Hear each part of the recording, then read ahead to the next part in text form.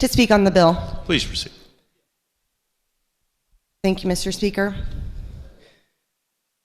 As we're talking about public safety, and I know a lot of people don't want to hear this, but I just want to share with you, last Wednesday, on Valentine's Day, me and my husband, along with my colleagues, and over 100,000 Kansas City Chiefs fans, we were having the time of our lives.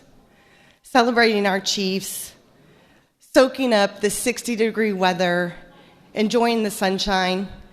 And I just kept telling my husband, this is the best day ever. And I was so glad he was able to come with me. And after the parade, the rally ended, we went into Union Station to go to the restroom and just said, okay, we'll meet right back here and head on to the buses.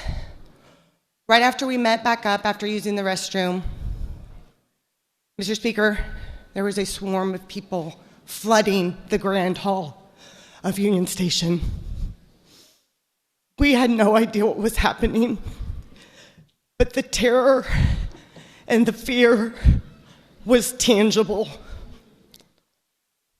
Mr. Speaker, I froze, and I couldn't move, and my husband grabbed my hands and pulled me into this little alcove because he was frightened we were going to get trampled to death. And then law enforcement came in. Oh, there were so many with their weapons drawn, telling the crowd to go this way. And then people rushed down further in the Grand Hall. And then only moments later saying, go this way.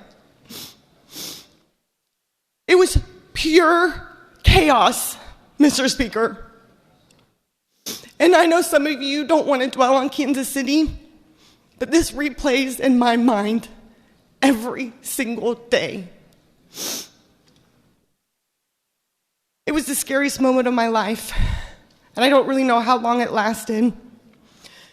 And then finally, law enforcement said it was quickly and calmly go to the buses. And we were able to go to the bus where we sat there for hours, or an hour or two, before we proceeded back to the stadiums. And I didn't cry. I was numb. I was completely numb. On Thursday, I didn't cry. I remained numb, trying to just process what had happened. And then on Friday, that's when the floodgates opened and I started crying. I wept for Lisa Lopez Galvin and her children. Her two children who saw her murdered in broad daylight in front of thousands of Kansas City fans. Her two children who no longer have a mother. I wept for them. I wept for the kids who suffered gunshots and all the other victims. I wept for all of the eyewitnesses who saw the gun violence firsthand, and for our colleagues who experienced this in some other ways, as I did. But what made me most sad was fear that nothing was going to happen. We've seen it happen over and over. Massive shooting, thoughts and prayers, get on with day-to-day life. Well, I can't get on with day-to-day life, and I will not stop fighting for common sense gun law. Thank you, Mr. Speaker.